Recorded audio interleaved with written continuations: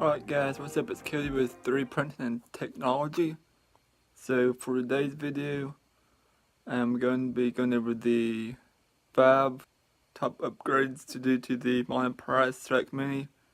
These are 5 of the upgrades that I have done to my Monoprice, which I think has made the print quality better and the printer easier to use. So I'll be going through each one of these individually.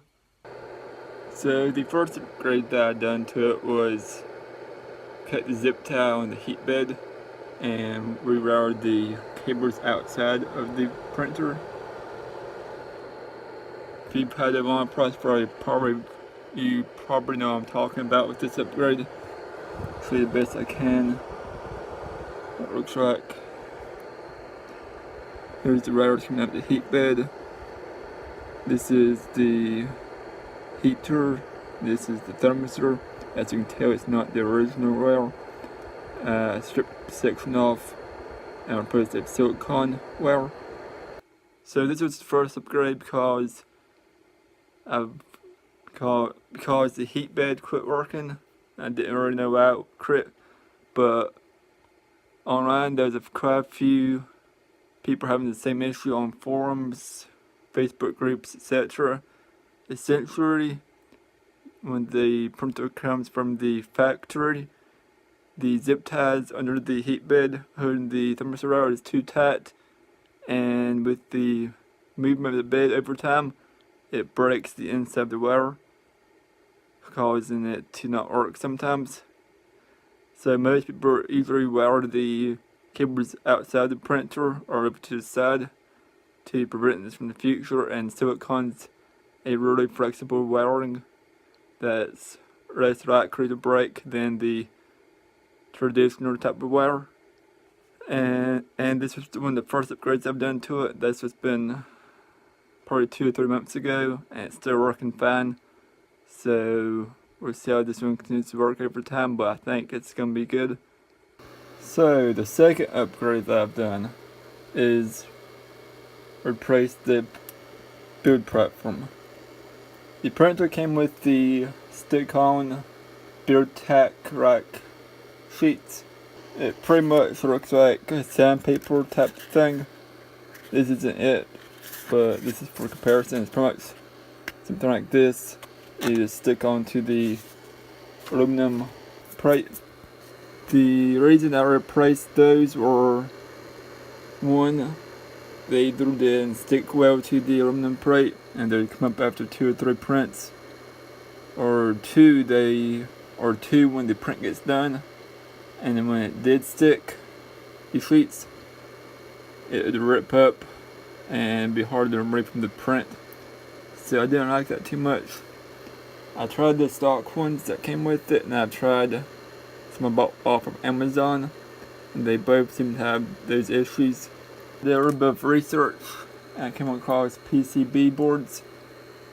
There's 2 boards I had. There's each about this size. And I would use these clips, not these exact clips, but a little bit bigger to hold them in place. And those worked out pretty well for a while. On those I could just put first I could just print direct around them, but later I used a glue stick for adhesive because the holes were starting to get filled up. And I printed those PCB boards for a long time.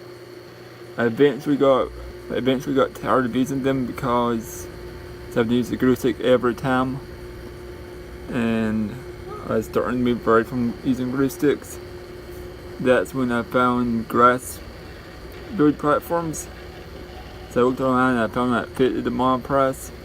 This is I'm gonna mispronounce this, but borosilicate, I think is how I pronounce it. And it's just cut to fit the Monoprice. You can find them on Amazon. And then I replaced the old binder clips with some really small ones I picked up at a local retailer that they fit, that when this piece goes over it, they fit under without pushing it around. And I've been using this for a while, so far it's working out really good. I leveled it once, and then when I want to print a pet G, I just do the Z offset and the slicer, and it works out.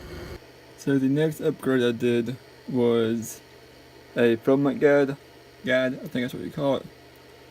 I've seen some of it comes out like this, but this one is one I designed because I used to use a pen. It's right so, and it's pretty much the same shape of a pen.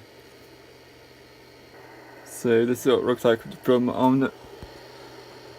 So this shape right here rips the filament up. The reason I upgraded this piece, or add this piece to the printer, was because when I was printing a pet G, it seemed like the filament was binding because it was being put down like that angle, and it's hard for the teeth on the gear to grip it. So I put a pin under the filament, and it seemed to help it, so I went ahead and made a 3D printed piece. So now moving on to the fourth upgrade that I done. This one isn't really necessary, but I've replaced the stock hot end that came with it for an E3D V6 hot end. The heatsink, block, throat, nozzle, the cadet piece, and the PTFE tubing. It's all replaced, along with the thermistor and heater. The reason I did this was that the thermistor cables on the side were starting to get wore out, and E3D offers a more durable cable in my opinion. But the main reason I did this was because I was using tape over the fan and it was starting to get clogged, and I didn't know that was the heatsink fan as well. But either way, E3D has more support and upgradability in my opinion. And when I replaced the hot end, I put tape over the fan duct so I can print in pet G, because I can't turn the fan down any, because like I said, it's the heatsink fan as well. Which brings me to my next upgrade. So this upgrade, I'm looking to add a second fan. This will be the fifth upgrade. I haven't finished it yet, but essentially I'm printing 3 new parts for a new fan to add to it. You can find this on Thingiverse. It's called the Monoprice Select Mini Z offset carriage, I believe. I'll have a fan mount part, a E3D V6 mount part, and then the fan shroud part, and this is one of the parts. Will go like this, and then the second part will go off to the side, who's the second fan, and then I have this back piece right here which will mount the assembly. But so far I think I will have to do some programming, I'm not sure yet. Right now I'm just printing out all the parts to see what I got and what fans I need.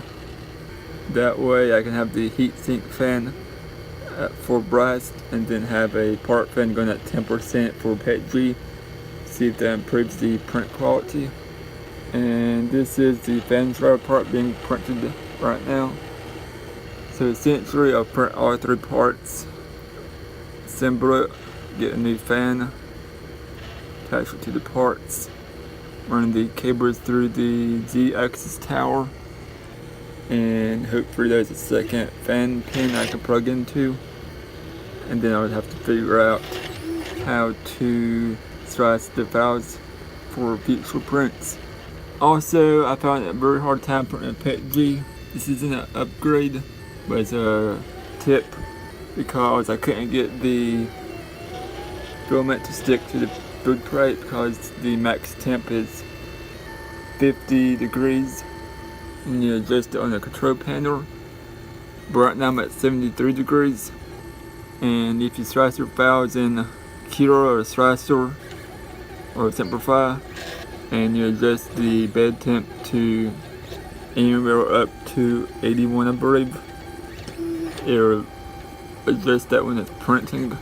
I don't know why you can't do it on the control board, but you can on the slicer. That's an interesting tip that I found. But yeah, that's gonna wrap up this video.